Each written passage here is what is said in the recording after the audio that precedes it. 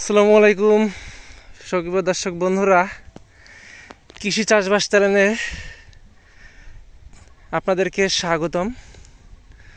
তো যারা একই মালচিং দিয়ে দ্বিতীয়বার আবাদ করবেন, শশা বলেন আর অন্য ফসল বলেন, তো তারা এই যে ড্রেনটা আছে, এই ড্রেনটা অবশ্যই পানি দিয়ে একটিবার এরকম করে কুবিয়ে দিবেন, মাটিগুলো আলগা করে দিবেন।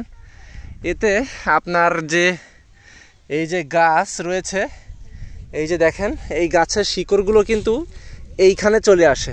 আর এইখানে মাটিগুলো যদি আলগা বা ঝুরঝুরি না থাকে, তাহলে আপনার শিকড়গুলো কিন্তু সার গ্রহণ করতে পারবে না, যার ফলে আপনার গাছের গ্রোথ কিন্তু ঠিক থাকবে না, ফসলটা খুব একটা ভালো হবে না।